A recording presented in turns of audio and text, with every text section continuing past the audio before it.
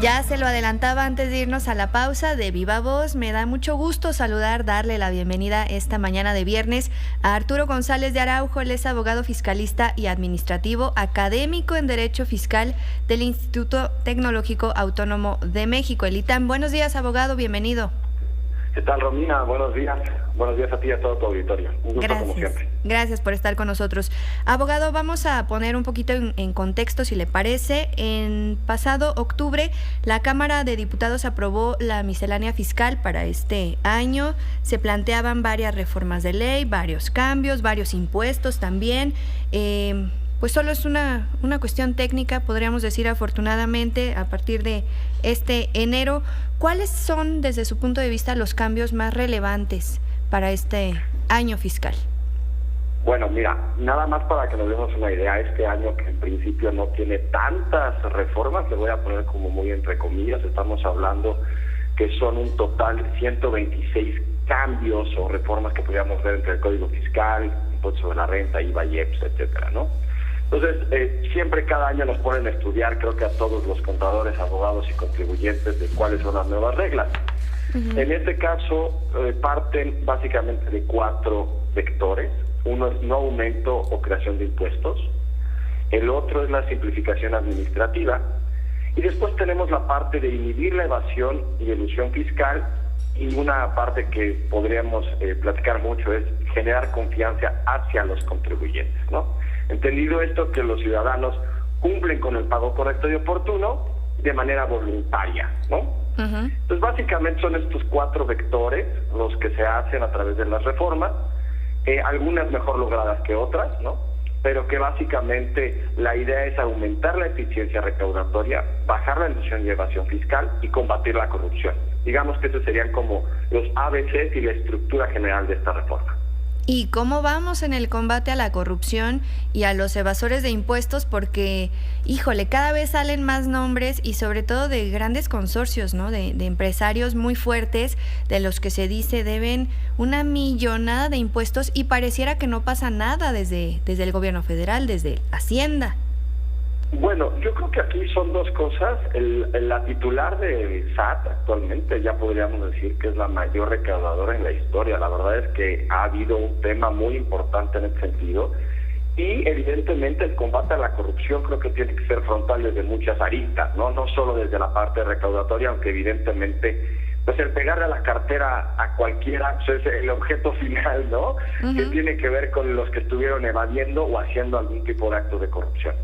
Lo que es claro es que hay una tensión muy evidente entre los contribuyentes, que la mayoría que evidentemente sí pagan, hacen el esfuerzo de pagar de la mejor manera, y un SAT que, por un lado, siente que muchos de los contribuyentes pues están viendo la cara. Entonces hay una tensión, creo que difícil entre el SAT que considera que evade el contribuyente o hace trampa y el contribuyente que está considerando que hay un terrorismo fiscal, porque las reformas están pendientes a hacer mucho más fuerte las sanciones sobre CFDI, cancelación de sellos digitales, el tema que tiene que ver con sancionar con responsabilidad solidaria accionistas, la simulación y la razón de negocios. La razón de negocios entendida como aquellas acciones o actos que tú necesitas hacer para tener tu negocio. Si tú tienes una papelería, compras papel. Pero si tienes una papelería y compras un yate, pues no tiene una razón de negocios. Entonces esa no es deducible.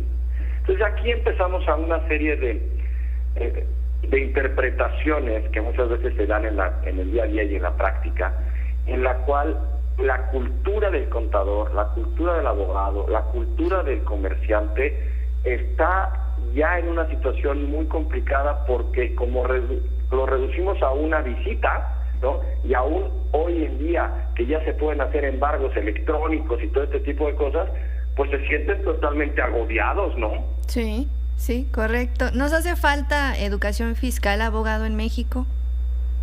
Muchísima.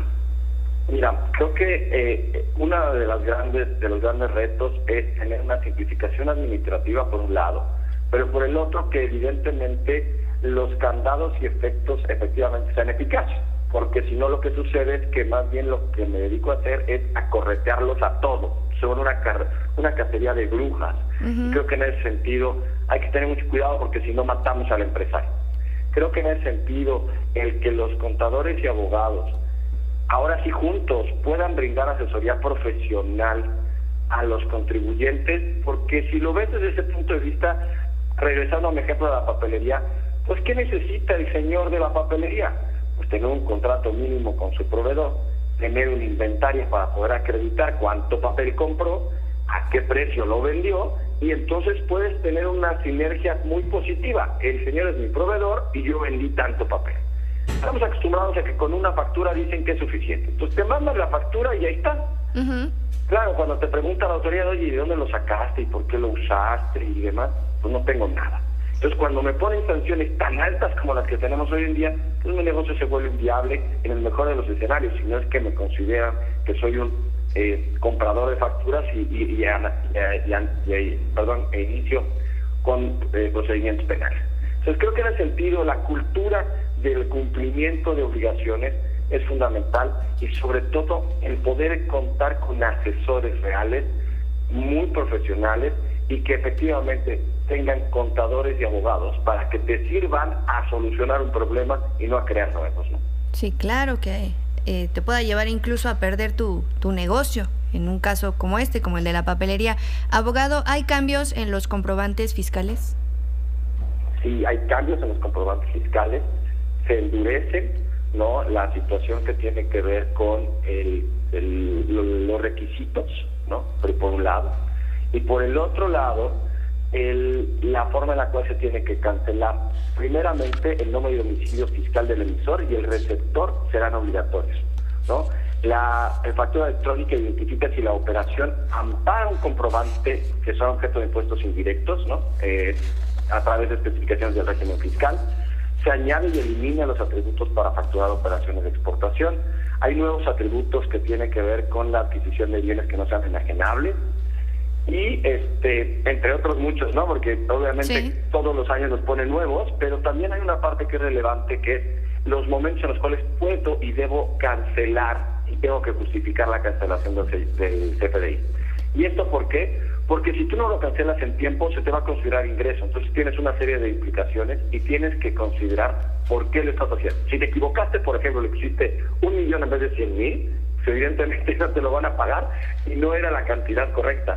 Entonces tienes que señalar por qué te estás cancelando un CFDI, porque si no, puedes tener implicaciones fiscales, tanto de la parte emisora como de la receptora.